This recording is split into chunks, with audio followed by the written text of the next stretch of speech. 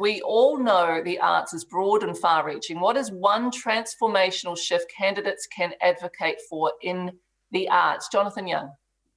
Look, I would like to see a program put in place, and it will be part of our policy, about getting senior high school students into opportunities where they can start to be aware of the breadth of opportunity there exists in a creative career.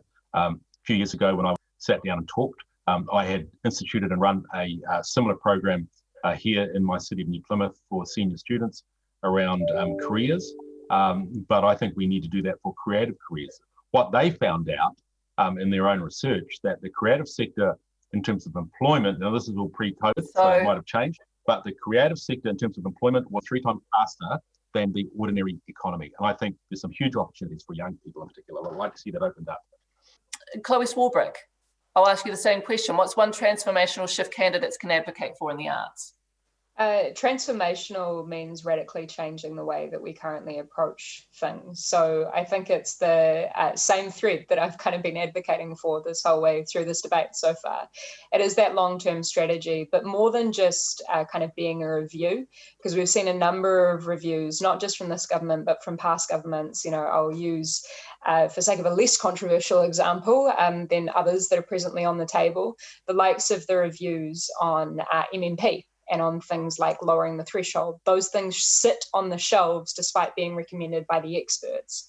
So producing something that isn't only a review of the sector, but is very literally a strategy that has buy-in from everybody as much as is possible. I know that that is sometimes a difficult thing coming from the Greens where everything is consensus-based, but as much buy-in as is possible, and then that there is actually a commitment.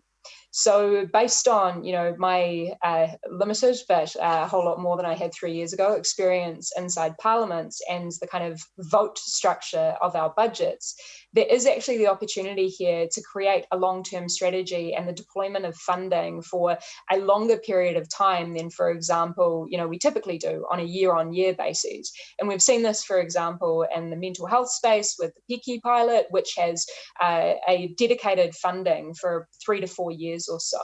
So we can do the same thing with a long-term strategy, 5 to 10 years or even 20 years thereafter. But I think it would be really meaningful to have constant review and iterations. And the framework that we build around that in parliaments as that cross-party group, that would be fundamentally transformational in this space. And Carmel.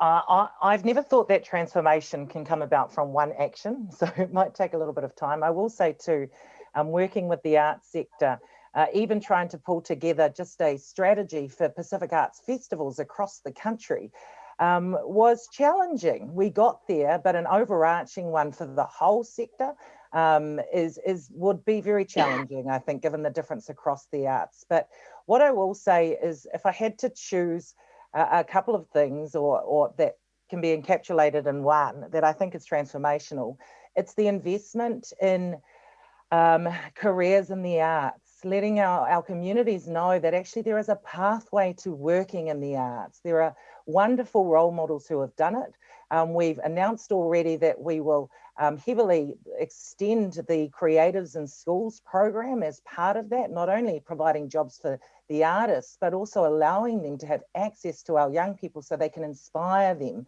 to be part of the arts sector as well.